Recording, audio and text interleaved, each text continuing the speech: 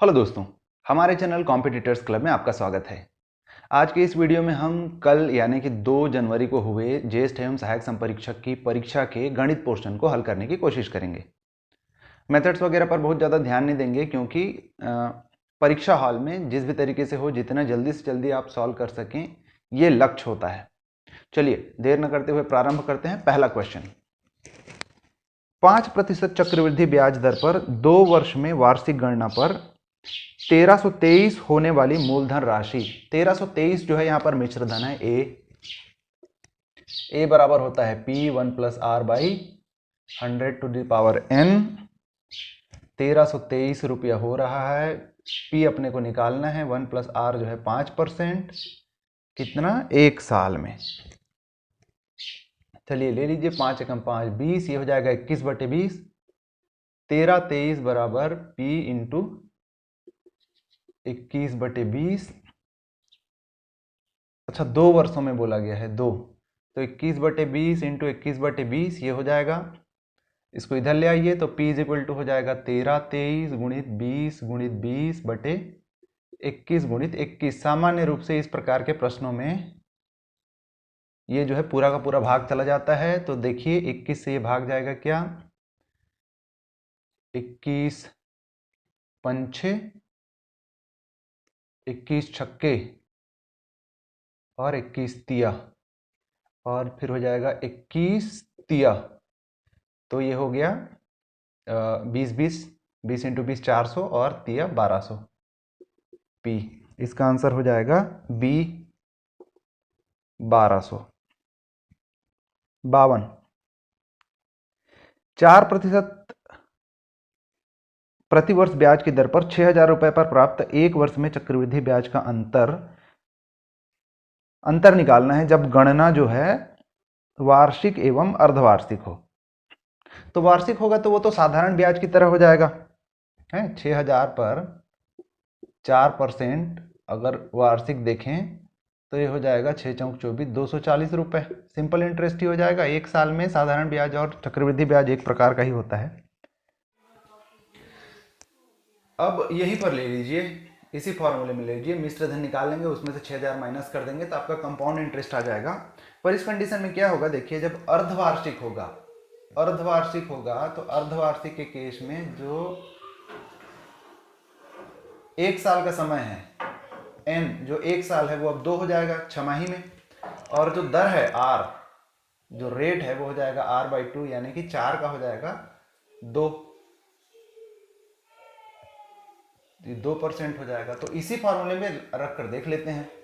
चलिए P हो जाएगा आपका 6,000, 1 + 2/100, n की जगह ले लीजिए 2, ये हो जाएगा 6,000 गुणित 1/50, ये 51/50 का हो जाएगा स्क्वायर। 6,000 गुणित 51/50 गुणित 51/50, 0 0 कट, 5 12 60, 5 10 50 और 5 दूनी 10, और ये हो जाएगा 12 एकम 12 का 2, 1, 12 पंचे 60, 1 61, 612, 10.2, 2 दूनी 4, 2 एकम 2, 2 छक्का 12, 1 2 3, 2 1 6, 4 2 4 2 6, तो 6,242.4, इसमें से 6,000 माइनस कर दीजिए तो ये हो जाएगा 242.4। 240 रुपया 1 साल का बनता था, 2 साल में बन रहा है 242.4, दोनों का अंतर आ जाएगा 2.4। Option number A. 53वां क्वेश्चन देखिए, इनका आरोही क्रम निकालना है। आरोही का मतलब होता है बढ़ते क्रम में। तो बढ़ते क्रम कहने का क्या मतलब है कि सबसे छोटा जो है पहले लिया जाए। तो माइनस वाले में क्या होता है आप देखेंगे, माइनस वाले में -1 -2, माइनस में नंबर जितना बड़ा होता है वो उतना ही छोटा होता है। अब इसमें देखिए -0 0.005 और -0.007 में कौन जो है बाद में आ रहा है? ये बाद में आ रहा है तो ये सबसे छोटा होगा, यानी ये सबसे पहले आना चाहिए। Answer number option number C जो है इसका आंसर हो जाएगा। देखिए 0.003 दो जीरो के बाद 0.3 है और 0.0004 तीन जीरो के बाद है, तो ये छोटा होगा ये बड़ा होगा, तो इस तरीके से सी हो जाएगा इसका आंसर। 54वां देखिए 0.5 का 4 और 0.4 का 4 डिवाइड बाई 0.5 का स्क्वायर माइनस 0.4 का स्क्वायर।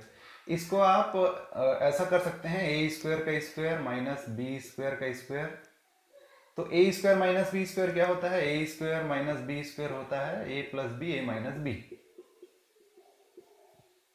इसको अगर आप सॉल्व करें तो ये पहले हो जाएगा, क्योंकि यहां से मान ले रहे हैं अपन, तो ए की जगह हो जाएगा ए स्क्वायर यानी कि 0.5 का स्क्वायर प्लस बी स्क्वायर यानी कि 0.4 का स्क्वायर और इनटू आपका 0.5 का स्क्वायर माइनस 0.4 का स्क्वायर। ये ऊपर वाले को सॉल्व कर लेते हैं। अभी इसमें से कोई एक जो आप सॉल्व करेंगे, जैसे ये वाला पद जो सॉल्व करेंगे तो नीचे का आंसर भी आ जाएगा क्योंकि सेम है। ये हो जाएगा आपका 0.25 प्लस ये हो जाएगा 0.16 और यहाँ पे हो जाएगा 0.25 माइनस 0.16। ये हो जाएगा आपका 6 5 11 का 1 और 0.41 और ये इनटू हो जाएगा 0.09। तो देखिए ये वाले पद का 0.09 आ रहा है, इसका जो आंसर है 0.09, तो ये वाले का भी, ये जो बटे के नीचे है उसका भी 0.09 आएगा। तो इसको यहां से ले लीजिए 0.09 कट जाएगा, जो बच जाएगा वो है 0.41। सी जो होगा इसका आंसर हो जाएगा 54 का। 55वां क्वेश्चन देखिए। 55वां क्वेश्चन भी जो है फॉर्मूले पर ही बेस्ड है। 55वां क्वेश्चन में अगर आप ध्यान देंगे तो ऊपर जो है A cube minus B cube जैसा स्ट्रक्चर है और नीचे जो है वो है आपका A cube plus A B plus B cube जैसा स्ट्रक्चर है। क्या होता है फार्मूला? फार्मूला होता है A cube minus B cube is equal to होता है A minus B A square plus A B plus B square.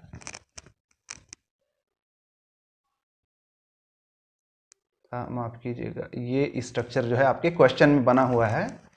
ए की जगह जो है 0.03 है और बी की जगह जो है 0.01 है। तो इस फॉर्मूले से देखिए ए क्यूब बाई, इसको नीचे ले आइए, ए क्यूब बाई, तो ये मिल जाएगा और इसका इक्वल क्या हो जाएगा? ए माइनस बी।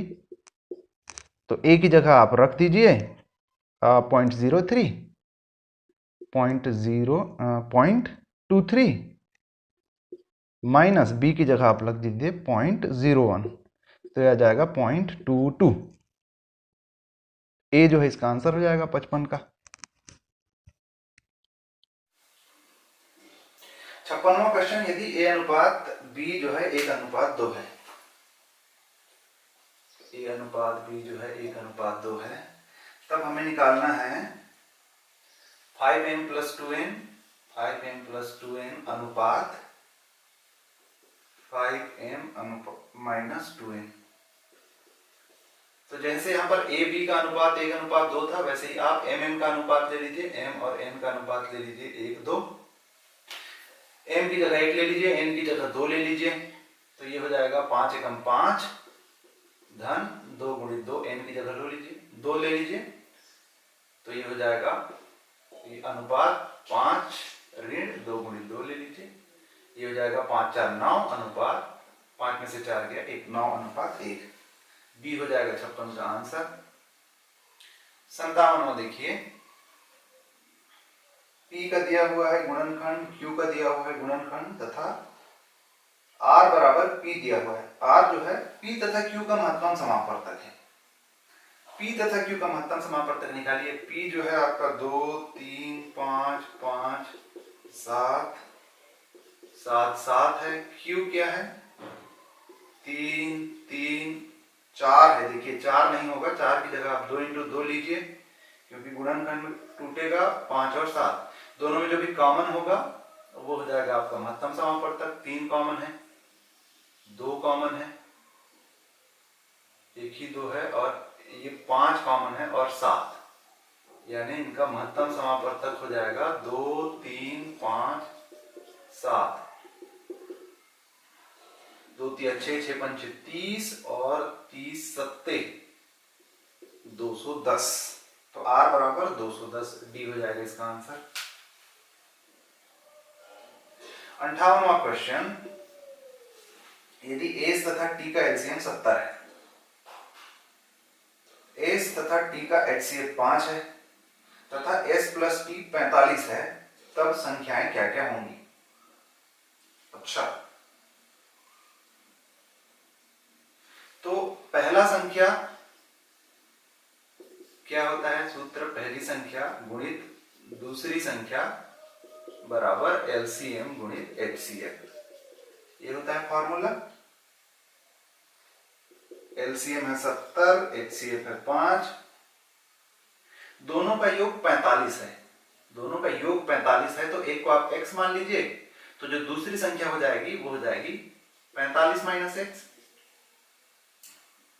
x ये हो जाएगा माइनस एक्स का square plus 45x is equal to 7 5 35 350।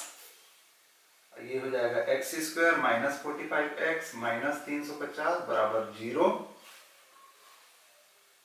35 350 यानी 35 दहम, तो ये हो जाएगा x square minus 35x minus 10x minus 350 बराबर 0।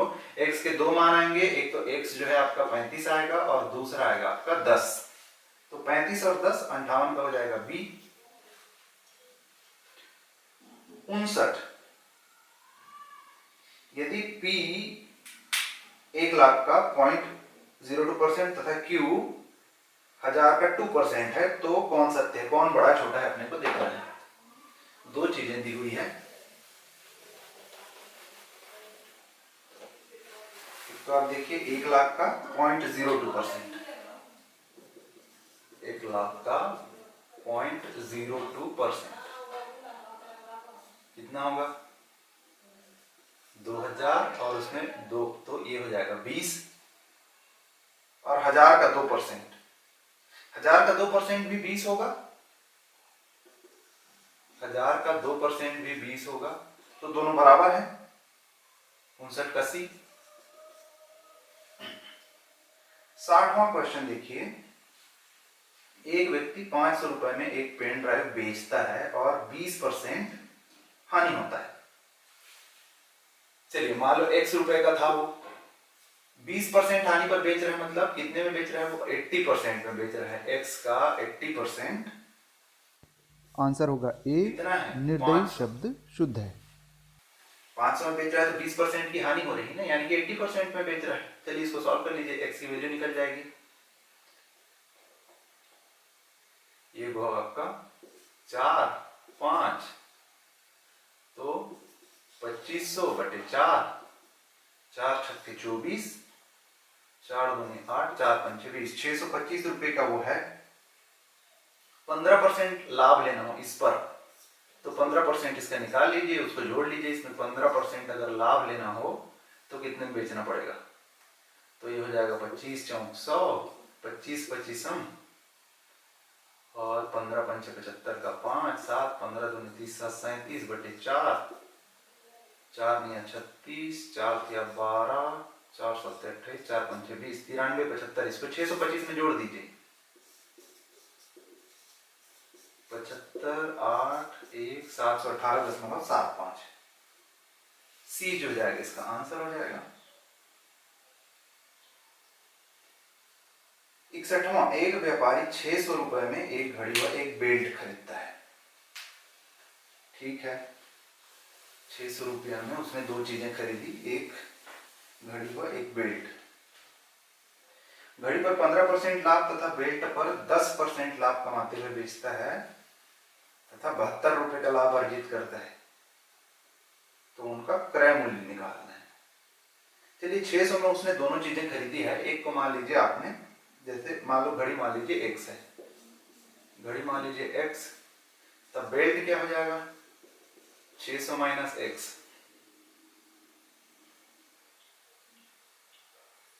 घड़ी पर 15% लाभ कमा रहा है, x का 15%, 15 बाई 100 प्लस बेल्ट पर 10%, बेल्ट पर 600 माइनस x का 10% जब वो कर रहा है तो इन दोनों का, इसका 15% और इसका 10% मिलाकर क्या बना रहा है 72 रुपए।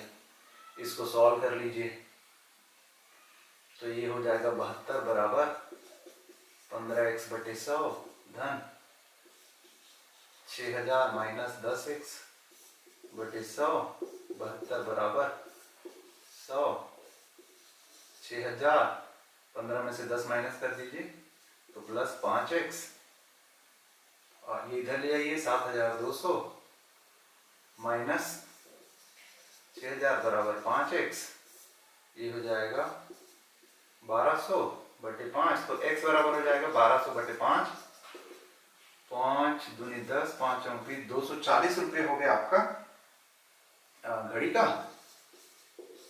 कौन से ऑप्शन में है बी, और उसमें से जब माइनस कर देंगे तो आ जाएगा 360, तो बी जो है इसका आंसर हो जाएगा 61। 62, एक राशि साधारण ब्याज से 5 वर्षों में दुगुनी हो जाती है।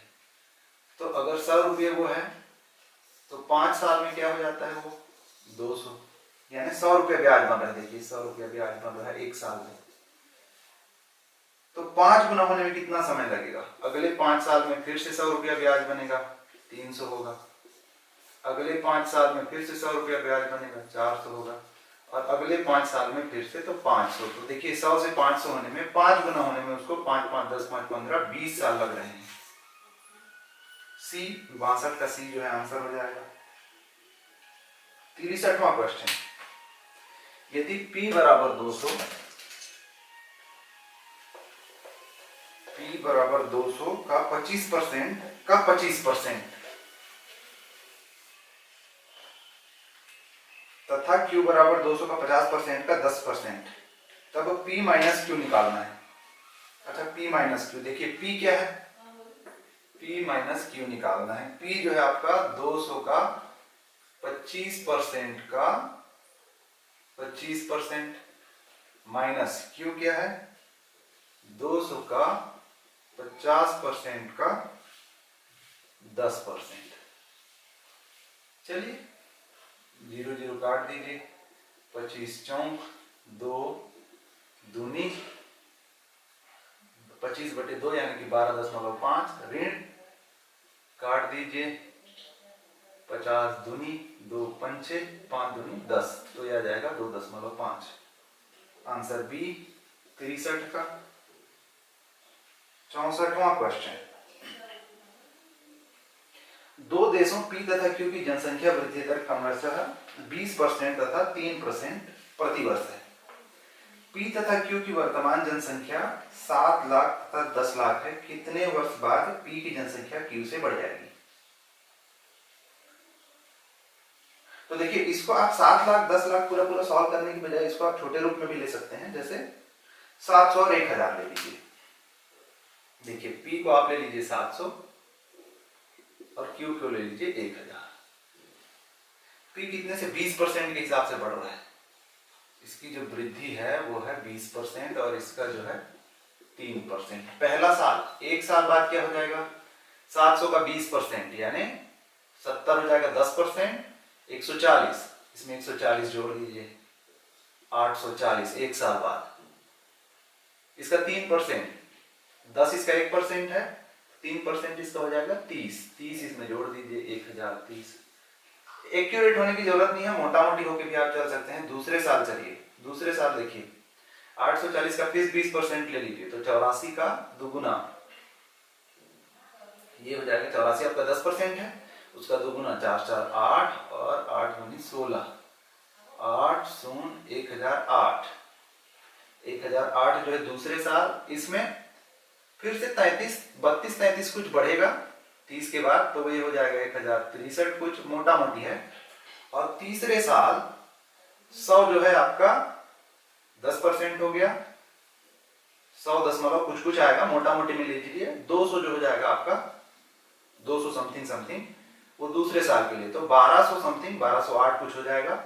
और इसमें फिर से आपको 33 35 34 कुछ ही बढ़ेगा। अगर 40 भी बढ़ जाता है तब भी ये जो होता है 1100 ही होता है, 1103 के आसपास। यानी तीसरे साल 3 साल बाद जो है उसकी जनसंख्या, पी की जनसंख्या क्यू से बढ़ जाएगी। तो 64 का हो जाएगा ए। 65वां क्वेश्चन, एक देश की जन्म दर एवं मृत्यु दर क्रमशः 5% तथा 3% है। जन्म दर 5% है, मृत्यु दर 3% है, यानी एक हिसाब से देखा जाए तो प्रभावी रूप से 2% से वो हर साल बढ़ जाती है। यानी बर्थ रेट है आपका 5% और डेथ रेट है, मृत्यु दर है आपका 2% 3%। फिर भी 2% तो बच ही जा रहे हैं ना जो बढ़ रहे हैं, तो एक हिसाब से 2% जो है आपकी वृद्धि दर है। तो उस हिसाब से मान लीजिए कि अभी वर्तमान अगर आबादी 5 गुणित 10 की घात 7 है, 5 गुणित 10 की घात 7 है, तो 10 वर्ष बाद उसकी आबादी, तो कंपाउंड इंटरेस्ट का जो आप फार्मूला लेते हैं वही वहां पर होगा। यानी आपको वही जो आप a = p × 1 + r/100 to the n लेते हैं, यही फार्मूला यहाँ पे लगेगा। p की जगह आप ये ले लेंगे 5 गुणित 10 की घात 7, 1 + r जो है 2%, 2/100 to the power n जो है 10 साल बाद पूछ रहा है। 5 गुणित 10 की घात 7, ये हो जाएगा 1/50, 51/50 की घात 10, 5 गुणित 10 की घात 7, ये हो जाएगा आपका 50 × 50 शून्य 50 गुनी 100 की घात 10। 10 गुना होने के बाद इसका वैल्यू कुछ ऐसा आएगा जिसको 1 से कुछ ज्यादा ही इसका वैल्यू आएगा, जिसको 5 से गुणा करेंगे तो 5 से आगे यानी 6 कुछ हो सकता है। एग्जैक्ट नहीं पता, पर मोटा मोटी में ये जो है 6.107 ही कुछ होगा। तो ए है इसका आंसर, या तो ए होगा या तो डी, इनमें से कोई नहीं। एग्जैक्ट आप सॉल्व करके देख लीजिए, 6 या 6 के आसपास, 0.0 के बाद कुछ आता है तो आप उसको 6 ही मानेंगे, तो ए हो सकता है इसका आंसर। 66, निम्न में से कौन सी संख्या 99 से पूर्णतः विभाजित है? 66 99 से विभाजित, तो 99 से विभाजित होने के लिए 9 से विभाजित हो और 11 से विभाजित हो। 11 से विभाजित होने का खास क्या है कि अल्टरनेट में अगर आप उसकी संख्याओं को प्लस करके माइनस करते हैं, यानी सम स्थान वाले संख्याओं को और विषम स्थान वाले संख्याओं को अगर आप माइनस करते हैं तो वो 0 हो जाता है। तो आप देखिए ए में देखिए 6 4 10 और 8 18, 18 9 9 बच रहा है। बी देखिए, बी 1 1 4 3 4 5, तो 4 1 5 4 9 ऋण 3 1 4 5 9, तो ये 11 से विभाजित हो रहा है और 3 से तो विभाजित हो जाएगा, 9 से विभाजित हो जाएगा, तो इसका आंसर होगा बी, 66 का बी। अगर ऐसा कुछ नहीं बनता है आपसे तो आप सीधा सीधा जो है, आपके पास समय है तो आप 99 से उसको भाग देकर भी देख सकते हैं, कोई दिक्कत नहीं है। 67, 2515 की निकटतम वह प्राकृतिक संख्या क्या है? प्राकृतिक संख्या क्या है जो 65 से पूर्णतः विभाजित होता है? 65 से विभाजित होना चाहिए किसके आसपास? 2515 के आसपास। चलिए 2515 को ही भाग देकर देख लीजिए, 2515 को आप 65 से भाग देकर देख लीजिए, तो ये आएगा आपका 6 3 18, 6 4 24, 4 को नहीं जाएगा, 6 3 18, 5 3 15 का 5 1, 6 3 18 19, 11 5 6, 14 में 9 5, 565, फिर से 6 9 54, 6 9 54, 5 9 45 नहीं जाएगा, 6 अट्ठे 8 पंचे 40 का 4 और 8 6 48 4 52। कितना बच जा रहा है? 5 45 45 बच जा रहा है। अगर ये 65 और होता, अगर यानी 65 चाहिए ना इसको भाग जाने के लिए, 45 बच जा रहा है, 45 में और कितना जोड़ देते तो ये 65 से पूरा भाग चला जाता। देखिए 45 में अगर आप 20 और जोड़ देते तो ये 65 से पूरा पूरा भाग चला जाता। तो ये 20 आप इसमें जोड़ दीजिए, 25 15 में 20 जोड़ दीजिए, हो जाएगा 25 35। कौन सा ऑप्शन? ए, 67 का ए जो है आंसर हो जाएगा। 68वां क्वेश्चन, 5 अंकों वाली सबसे बड़ी पूर्ण वर्ग प्राकृतिक संख्या, पूर्ण वर्ग भी हो और प्राकृतिक संख्या हो, तो 5 अंकों की सबसे बड़ी संख्या तो होती है 99,999।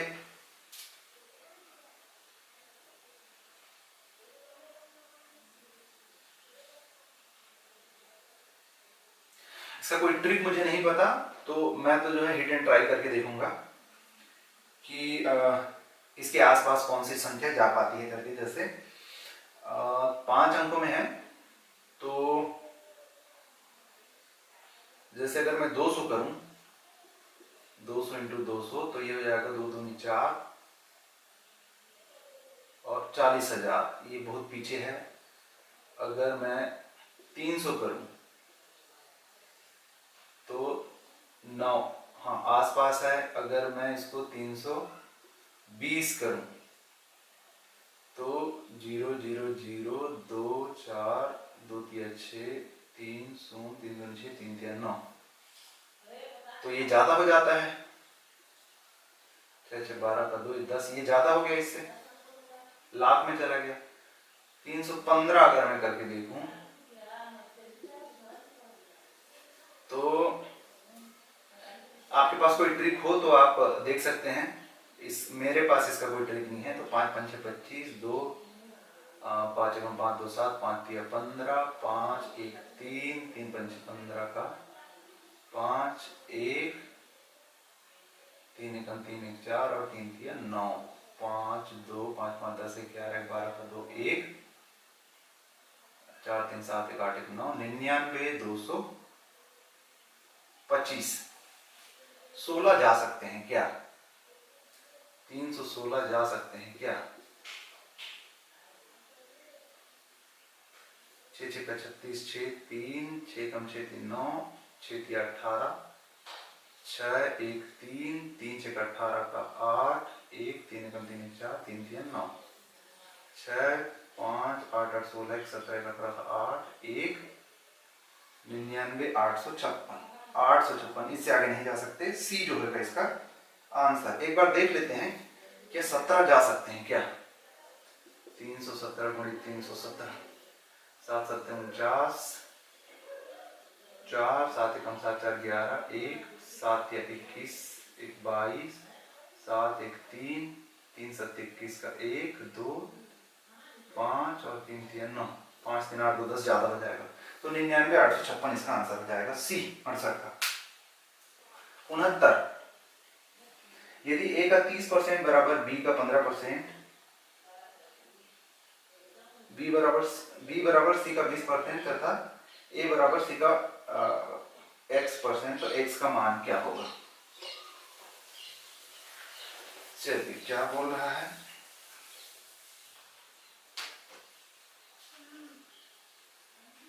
ए का जो 30% है वो है बी का 15%।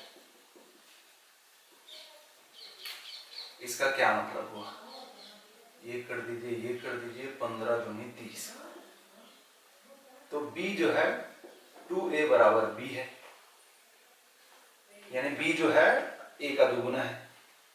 चलिए b बराबर c का 20%, b बराबर c का 20%, पंचे तो 5b बराबर c।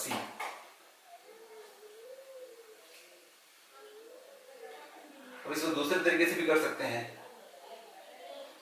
b की जगह आप 2a कर दीजिए, मतलब इनके बीच में संबंध क्या है, देखिए c बराबर ये है 5b और एक b जो है 2a है, तो ये बराबर 10 हो जाएगा। अब क्या पूछता है, c a बराबर c का x%, a बराबर c का x%।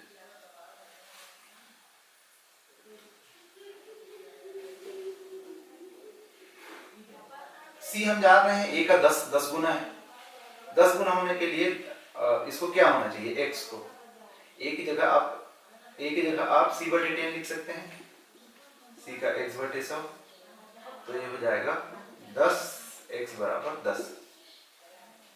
a 69 का a, हो सकता है मैं हड़बड़ में कुछ गड़बड़ बोला हूं, पर बनना ऐसा ही है। 70, यदि एक भिन्न के अंश को 140% बढ़ाया जाता है, कोई भी एक भिन्न ले लीजिए, चलिए x y मान लीजिए, x बटे y मान लीजिए उसे, तो अगर x को 140% किया जाए, x को 140% किया जाए और y को 200% किया जाए, तो परिणामतः भिन्न जो है 14/27 हो जाता है। चलिए सॉल्व कर लीजिए, x बटे y बराबर हो जाएगा 14 गुणित 20 बटे 14 गुणित 17, 14 14 20/17, तो 70 का आंसर हो जाएगा बी। 71वां क्वेश्चन, एक व्यक्ति 6,000 रुपए मूल्य की वस्तुएं खरीदता है, आधी वस्तुएं 10% लाभ पर बेच देता है। आधी वस्तुओं की बात कर रहे हैं, मान के चलो कि 6,000 की जो वस्तुएं हैं उसमें से आधी मतलब 3,000 की वस्तुएं वो 10% लाभ पर बेचता है। 10% लाभ पर मतलब 10% क्या हो जाएगा 3,000 का 300, तो 3,000 प्लस 300, 300 के लाभ पर बेचता है, 3300 रुपये लाभ उसने कमा लिया। शेष वस्तुएं यानी बाकी 3,000 की वस्तुएं, बाकी जो 3,000 की वस्तुएं हैं किस प्रतिशत लाभ पर बेचा जाए ताकि सकल लाभ 25% हो, यानी 6,000 पे 25% लाभ हो। तो 6,000 का 25% क्या हो जाएगा 60 गुणित 25, 60 उसका एक है, 25 शून्य शून्य, 25 छक्का 150, 1,500 रुपये का लाभ चाहिए। 1,500 में से 300 का लाभ वो ले चुका है 10% लाभ में, और क्या अब उसको 1,200 का लाभ चाहिए, 1,200 का लाभ और चाहिए जिससे उसको पूरे पे जो है 25% का लाभ हो सके। तो 3,000 पे 1,200 का लाभ पाने के लिए उसको कितना परसेंट पे बेचना पड़ेगा, देख लीजिए कि 1,200 जो है कितना परसेंट है 3,000 का, 1,200 3,000 का कितना परसेंट है देख लीजिए, 3 चौक 12, 40%। आंसर डी 71 का। 72,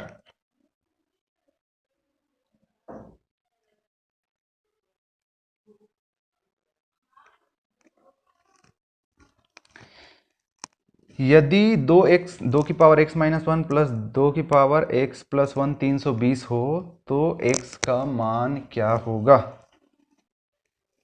ऐसे क्वेश्चंस में तो जो है आप सीधा सीधा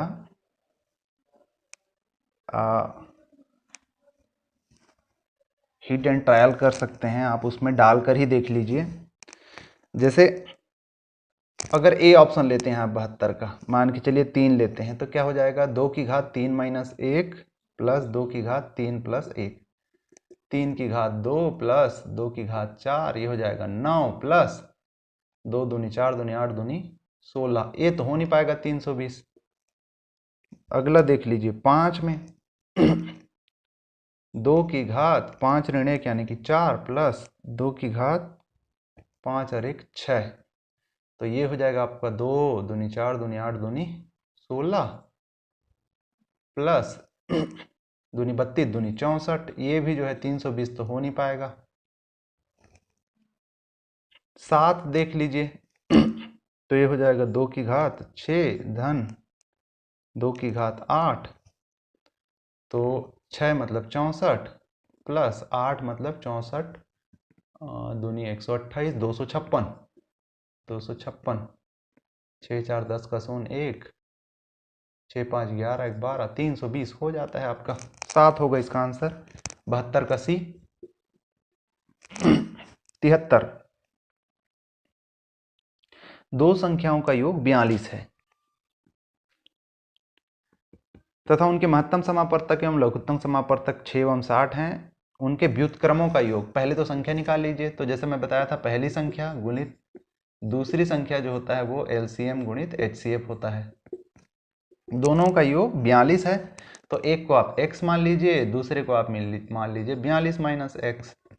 एलसीएम है 6, एचसीएफ है, हाँ ठीक है, एलसीएम है 60 और एचसीएफ है 6। चलिए ये हो जाएगा आपका minus x square plus 42x is equal to 6 6 का 36, 360। तो x square minus 42x minus 360 is equal to 0। 360 और 42 के लिए क्या जोड़ा बन सकता है?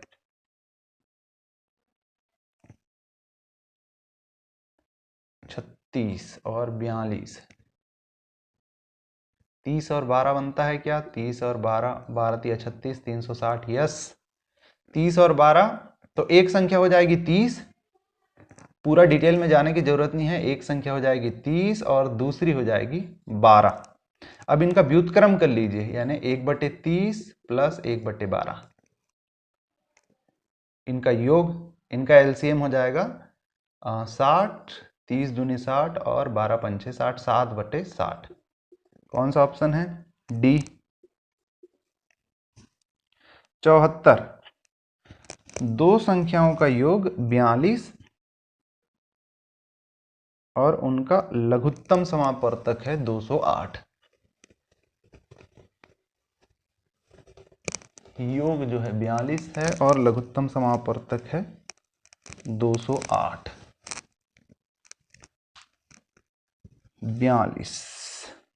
42 वाले तो सारे के सारे जो ऑप्शन दिए हुए हैं वो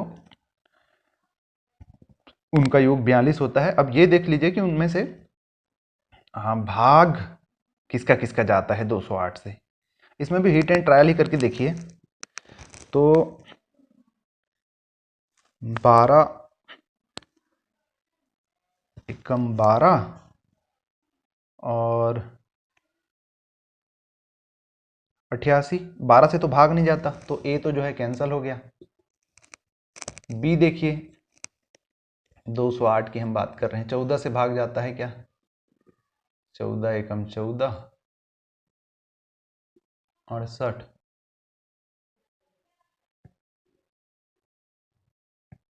नहीं जाता।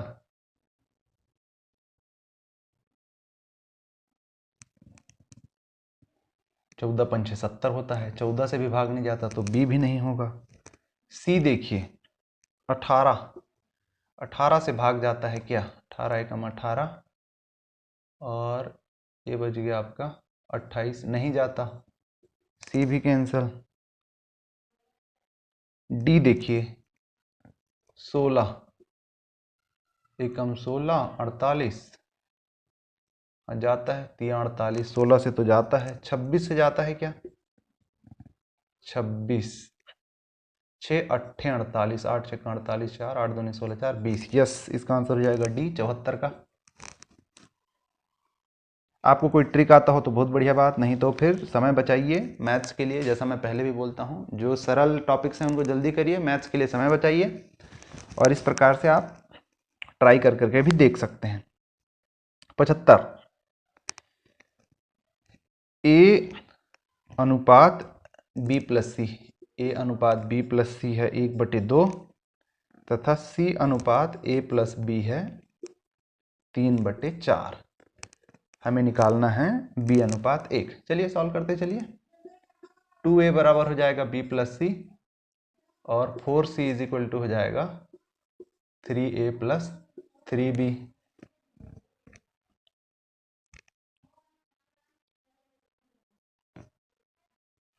क्या निकालना है हमें? b अनुपात a। c की जगह आप रख लीजिए ये मान, c क्या हो जाएगा? 3a plus 3b by 4। तो 2a बराबर b प्लस c की जगह आप रख दीजिए 3a plus 3b by 4, 2a is equal to 4b plus 3a plus 3b by 4, ये हो जाएगा 8a बराबर 4 3 7b प्लस 3a, ये इधर आ जाएगा तो ये हो जाएगा 5a बराबर 7b, तो a अनुपात b हो जाएगा 7 अनुपात 5। पर पूछ क्या रहा है? b अनुपात a, तो 5 अनुपात 7, b बाई ए हो जाएगा 5/7। Answer C 76। ए तथा बी के खर्च का अनुपात 3:2 है। खर्च का अनुपात 3:2 है। 3000 रुपये उनके मध्य वितरित किया जाता है। ए 600 की बचत करता है, तो बी का बचत क्या होगा? देखिए, खर्च का अनुपात 3:2 है, 3:2, यानी बचत हो जाएगा 2:3। 10 भाग में बांटना है, 3 2 5, 3 2 5। 3000 को उनके मध्य बराबर वितरित किया जाता है, और ए जो है 600 की बचत करता है। ए देखिए, ए जो है 600 की बचत करता है। 2 यानी 300, 300 आप ले रहे हैं 10%, 600 की बचत करता है, तो बी जो है कि 3 के अनुपात से क्या करेगा? 900 की बचत। Option B 76B। नहीं समझ आया तो थोड़ा ध्यान से देखिए और फिर से सुनिए, समझ आ जाएगा। अगला 77, यदि एक संख्या को 300 बढ़ाया जाता है तो वह स्वयं का 130% हो जाता है। चलिए संख्या आप x मान लीजिए, x है, और उसमें जब 300 बढ़ाया जाता है, 300 जब आप उसमें ऐड करते हैं तो वो स्वयं का यानी x का 130% हो जाता है। इसको सॉल्व कर लीजिए।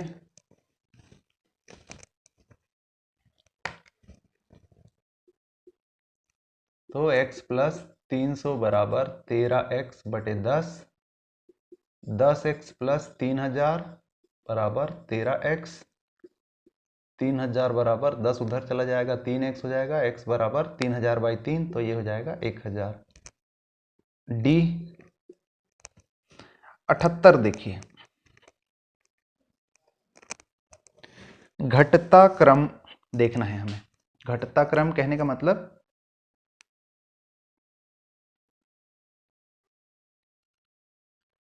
सबसे पहले जो है बड़ा रहेगा और अंत में जो रहेगा वो सबसे छोटा रहेगा। देखिए, एक चीज आप क्या ध्यान दे रहे हैं कि 2 सही 3.5/3.7, 2 सही 1, जो भी संख्या है सब 2 के साथ है। 2 3.5/3.7 है, 2 1.2/2.4 है, 2 1.5/2.7 है, 2 2/7 है, यानी सबका मान जो है 2 दशमलव कुछ कुछ आएगा। अब ये देखिए, 2 दशमलव के बाद सबसे छोटी संख्या किस में आ सकती है? 35 37 लगभग जो है बराबर है आसपास। 12 24 ये दुगुना हो गया, ये लगभग बराबर है, ये लगभग 2 गुना हो गया। 15 27 2 गुना से कम, 2 गुना से कम है ये। 2 7 3 गुना से ज्यादा, ये 3 गुना से ज्यादा है। इसका मतलब सबसे छोटी संख्या ये होगी, सबसे बड़ी संख्या कौन सी होगी? ये होगी। नीचे जितना बड़ा होगा, ध्यान देंगे, ये वाली जो संख्या है हर में जितना बड़ा होगा उसका मान उतना कम आएगा। तो सबसे बड़ी उस हिसाब से देखा जाए तो ये है पहला। दूसरा जो है, जो 2 गुना से कम है, ये पहला आ जाएगा सबसे बड़ा, ये दूसरा आ जाएगा, ये तीसरा आ जाएगा, ये चौथा आ जाएगा। अब देख लीजिए, तो देख लीजिए, ये पहला है, ये दूसरा है, तीसरा है, चौथा किस में है? ए और बी में जो है इस प्रकार से है, पहला नंबर पे, फिर उसके बाद दूसरा नंबर पे है आपका 1.5/2.7 दोनों में है, तीसरे नंबर पे है 1.2/2.4 ये आपके बी में है, तो बी जो है आपका सही आंसर हो जाएगा 78। उसके बाद है आपका 79। 79 में तो आपको नीचे से सॉल्व करते चलना है और बस आपको सॉल्व करते समय कंफ्यूज नहीं होना है कि कौन सा एक्स्ट्रा सॉल्व कर दिए या फिर कौन सा छूट गया, बाकी है सरल ही। तो जैसे 1 + 1/1 + 2/3 + 4/1 1 + 1/3, आप ऐसा एक एक करके सॉल्व करते चलिए। ये हो जाएगा 4/3, जब इसको ऊपर लेके जाएंगे तो ये हो जाएगा 3/4, 4 4 कट जाएगा, 3 और 3 हो जाएगा 6, ये हो जाएगा 1/3, 3 और 3 4/3, और एक से ही 4/3 का मतलब हो जाएगा 3/4, 1/3/4, 4 एकम 4 3 7/4। इसका आंसर हो जाएगा बी 80। सॉल्व करने की जरूरत नहीं है इसको पूरा, सिर्फ ये देख लीजिए वर्गमूल निकाला जा रहा है तो क्या होता है कि संख्या के पहले जो है सम संख्या में शून्य है।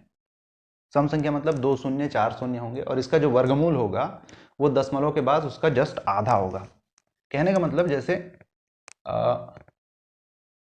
0.2 का अगर हम वर्ग करें तो ये होता है 0.04। देखिए एक दशमलव के बाद था, अभी दशमलव के बाद सीधे संख्या थी, अभी एक जीरो लग गया यहाँ पे, यानी एक संख्या के पहले दशमलव था, अभी दो संख्या के पहले। तो ऐसा करेंगे जब ये, तो क्या हो रहा है कि सम संख्या में जो था वो अब उसका आधा हो जा रहा है, यानी 2 थे उसका आधा 1 हो गया। तो वैसे ही ये जो आपका 0.2209 है, इसमें होगा एक ये कि ये जो है 2 जीरो रह जाएंगे 0.00, उसके बाद जो भी संख्या है।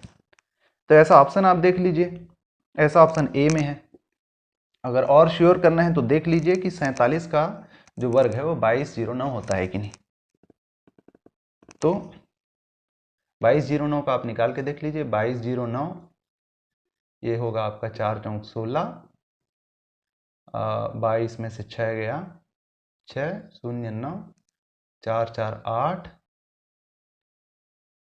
और ये हो जाएगा आपका 7 87, 7 7 49 9 4 7 8 56 4 60। तो 47 जो हो जाएगा इसका आंसर, यानी 0.0047, 80 का ए।